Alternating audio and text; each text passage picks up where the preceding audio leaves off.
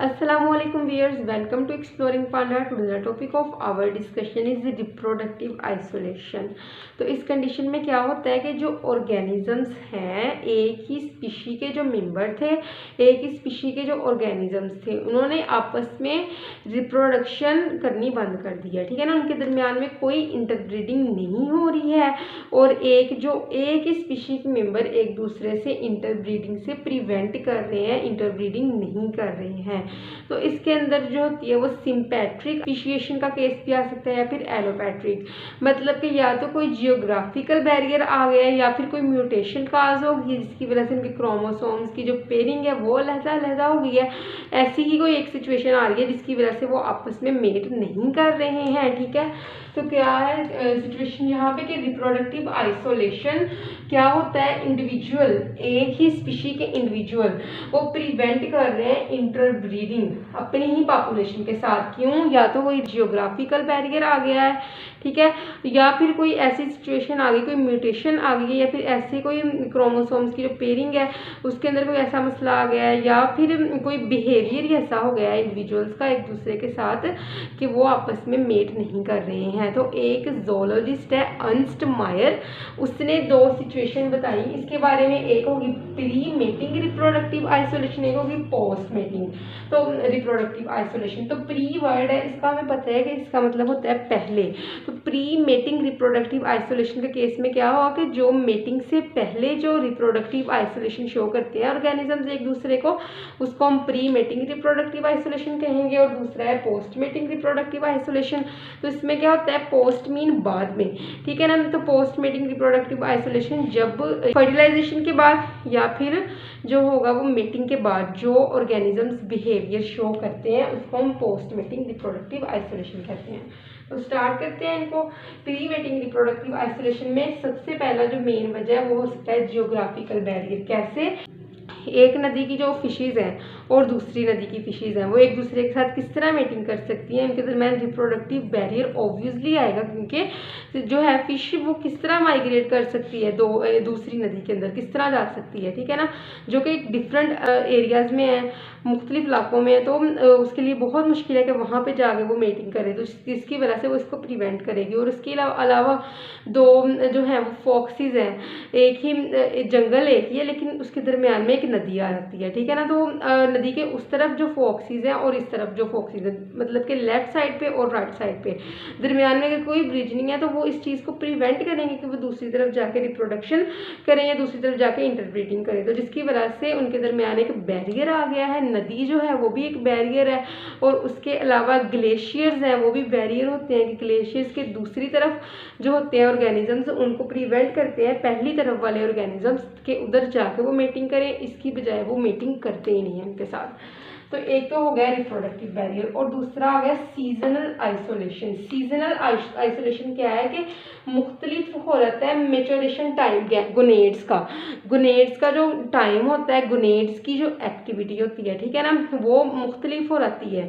तो अगर दो ऑर्गेनिज्म है, एक ही स्पीशी के मेंबर है लेकिन उनके अंदर गोनेड्स की एक्टिविटी मुख्तलिफ है, ठीक है ना, उनके अंदर जो है वो गैमेट्स जो होते हैं वो मुख्तलिफ टाइम में बनते हैं, तो उनके अंदर कोई भी किस्म की रिप्रोडक्शन नहीं हो सकती है। इट इज़ इम्पॉसिबल, चाहे वो एक ही स्पीशी के मेंबर है लेकिन रिप्रोडक्शन इम्पॉसिबल है, क्योंकि एक के अंदर गोनेड्स हैं वो एक्टिव हो रहे हैं जनवरी में और दूसरे के अंदर गोनेड्स हैं वो एक्टिव हो रहे हैं कहीं जाके अगस्त में या फिर जून जुलाई में। तो उनके दरमियान या फिर एक महीने बाद भी, जिस तरह फरवरी में भी उनके अंदर एक्टिव हो रहे हैं, तो कोई फ़ायदा ही नहीं है, क्योंकि उनके दरमियान गोनेड्स की एक्टिविटी के दरमियान बहुत ज़्यादा फासला रहता है और मेटिंग इम्पॉसिबल हो जाती है।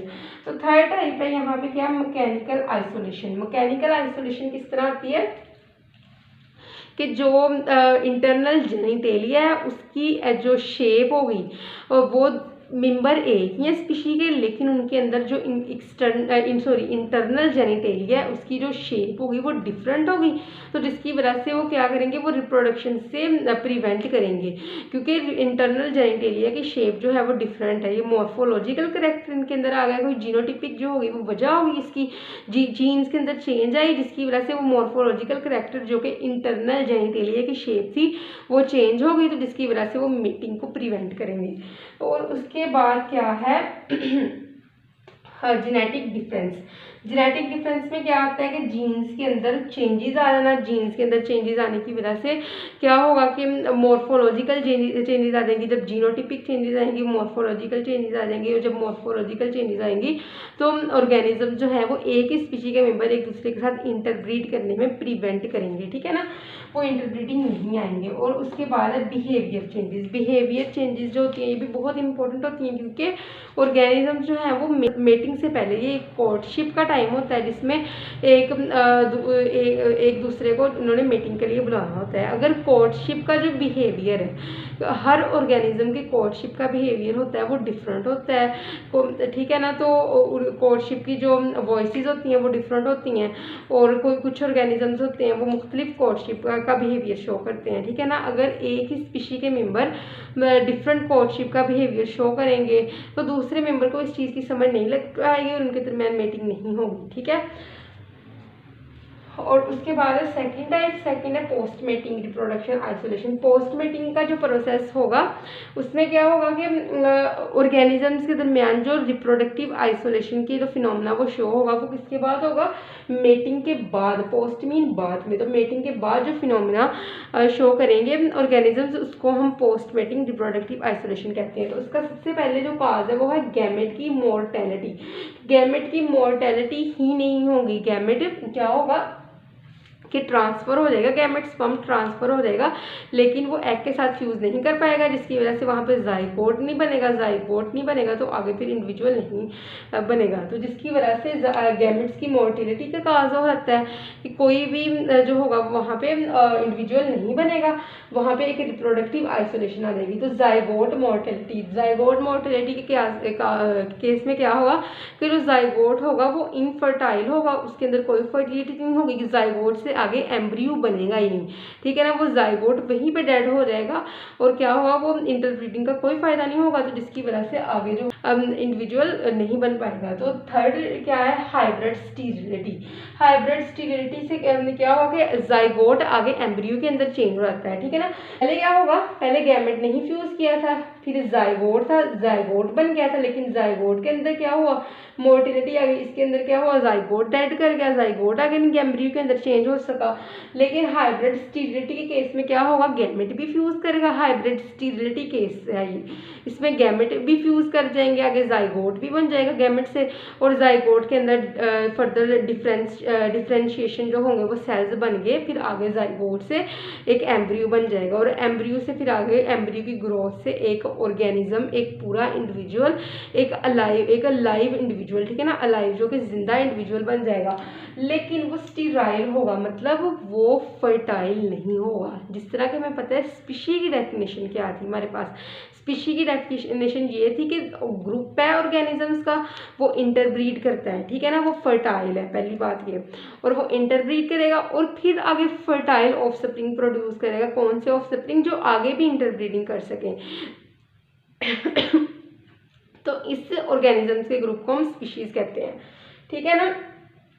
तो यहाँ पे क्या है कि हॉर्स और डोंकी की इंटरब्रीडिंग से जो ऑर्गेनिज्म प्रोड्यूस होता है उसको हम म्यूल कहते हैं, ठीक है ना, म्यूल। तो क्या हुआ, लेकिन म्यूल जो होगा वो इनफर्टाइल होगा, म्यूल जो होगा वो आगे इंटरब्रीडिंग नहीं कर सकता है, ये इनफर्टाइल है। लेकिन जो टाइगर और लाइनस के केस में, या लाइन और टाइगरस के केस में हम देखते हैं जो ऑर्गेनिजम्स बनते हैं, जो उनके आगे ऑफस्प्रिंग बनते हैं वो फर्टाइल होते हैं। लाइन और टाइगरस से कौन सा बनता है, लाइगर, वो भी फर्टाइल होता है, और टाइगर और लाइनस से जो ऑफस्प्रिंग प्रोड्यूस होता है वो होता है टाइगरस, ये भी फर्टाइल ऑफस्प्रिंग होते हैं। सो आई होप सो कि आपको इसकी समझ लगी होगी, लेकिन अगर किसी भी किस्म की कंफ्यूजन है तो आप कमेंट सेक्शन में पूछ सकते हैं। थैंक यू सो मच, अल्लाह हाफिज़।